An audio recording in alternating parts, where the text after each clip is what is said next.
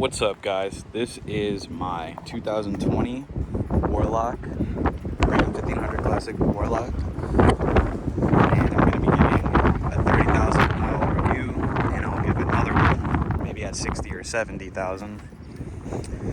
So I originally had the V8 Hemi first, and then I ended up trading in because of some issues I was having. This one has the Pentastar, which is the V6. And I was skeptical at first about if it can be pulling every day. And I've been towing every single day for about 2 years now, and there are 2 years of no issues. Now I have put some scratches and whatnot into it. I'm using it for scrapping and working. I would say for the most part, I love just about everything about this truck.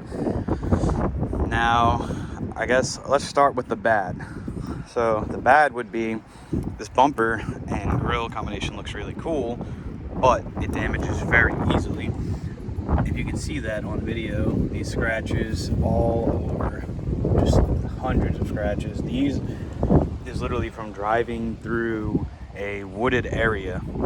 Not even that strongly wooded, just a little bit of high grass and very minor trees while clearing out some land for my grandparents.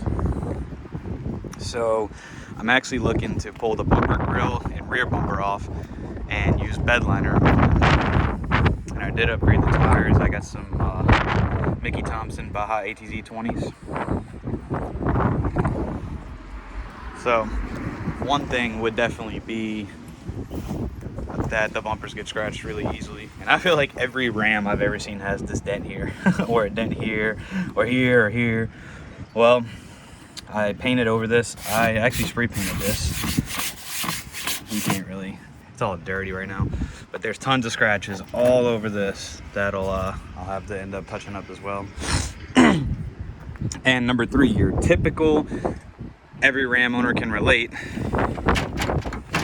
It's just zip tied down. We're gonna have to replace this very soon. Just haven't got around to it. Let's go check out the interior. This is also the quad cab and not the crew cab.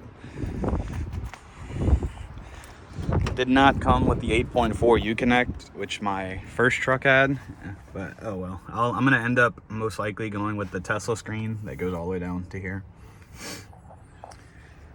And I use all the back seat for storing my tools and stuff, and tarp and etc.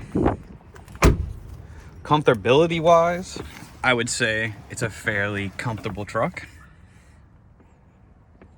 And at some point I am looking to get the center. I'm gonna remove this and put the center that has the actual console and everything right here. And I'd have to order that off of eBay, and I will change the cluster to the digital, like the full digital big screen cluster, which is what my 2013 had. My 2013 was a Laramie, so it had all the bells and whistles.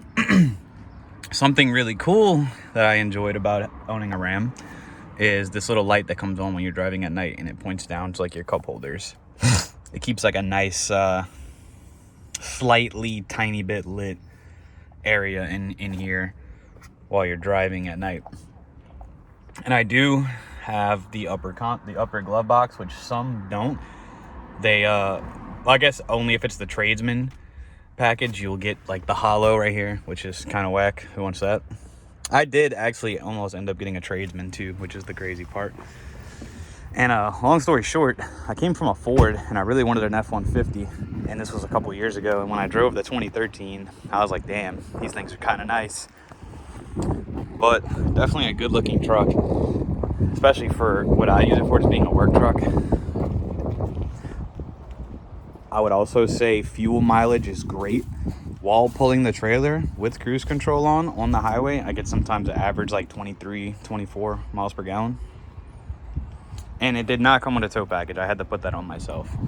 I think some Warlocks will come with the tow package, I guess, depending on each dealer you go to. But mine did not.